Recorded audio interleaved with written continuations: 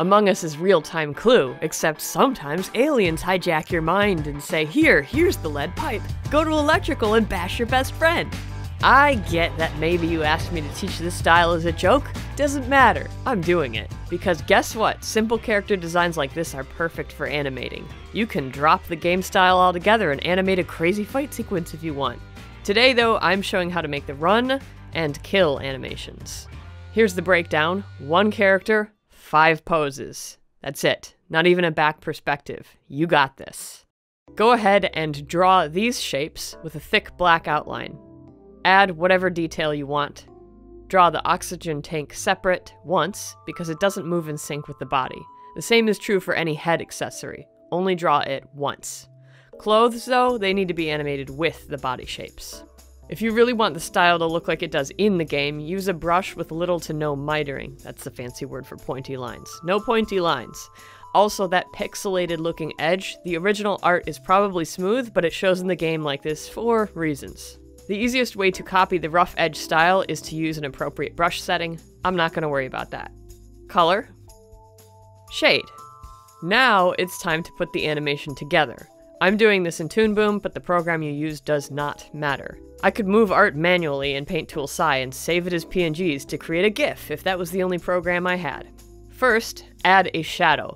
Fun style note, the character shadows in Among Us are 100% opaque gray, not semi-transparent. Shadow size is not responsive to character animation, it's a solid circle that sits there. Next, adjust the timing. 4 frames going up, 2 frames touching the ground, 4 frames up, 2 touching. Tweens. Starting with the body, when its legs touch ground, those are static images. The first frame in the run pops way up. Position 2nd frame run a little higher than that, not much. 3rd frame moves down. 4th frame is at the low landing position. That puts you back at the static, non-moving middle pose. Copy and paste this up-down cycle to the second half of the run. That's what gives bounciness. Next, animate the air tank and headgear with the same up-down movement. It's what we did for the character, but delayed. When the character hits the ground, their accessories and pack stay in the air, then on frame 2, move down. The run pushes those items up. They continue to move up as the character floats down. Basically a delayed reaction.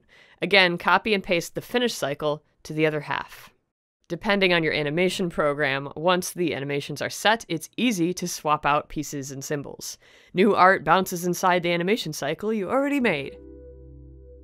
After Effects is better at path animation, so I'll bring my run and standing pose there. For the background, all I did was mimic the art style of the game. Among Us maps are not 3D, which makes it easy to design your own if you're used to 2D. Keep any top art layers like walls separate so that characters can pass behind them. Now let's break down a kill animation. Currently, I believe there are 4 in the game, but despite all the dying I've done, I've only managed to collect 2.5. There's a story behind that one. Pay attention to how few drawings these animations use. They are very fast, snappy action.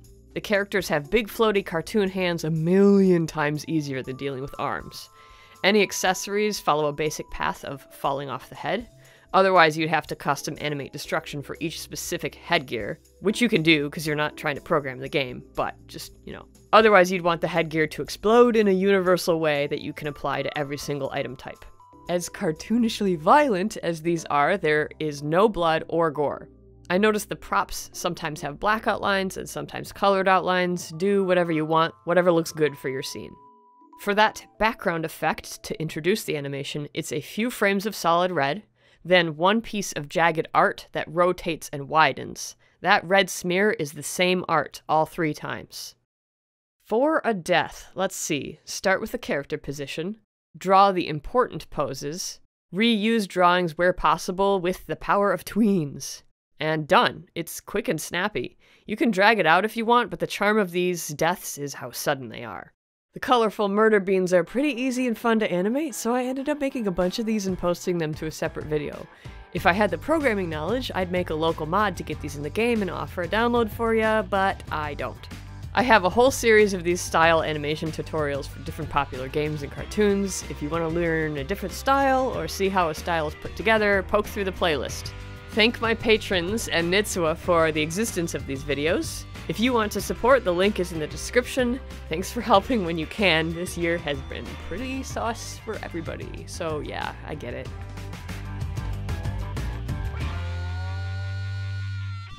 If it's not her, run, Crown. We don't want Otter catching us. Just run in opposite directions. I think he wins by default. No, he doesn't. He has to kill one of us to win. Alright, run. It's not gonna work, man. It's not gonna work. Ah! Nick, you need to press the button. He's chasing me. If someone used to sabotage right about now. You need to press the button, Nick. Oh my god. Oh, fucking close the door. Ah! No, damn it. Damn it, Crown. Damn it. I was like screaming for you to get the button off camera and you couldn't. Man.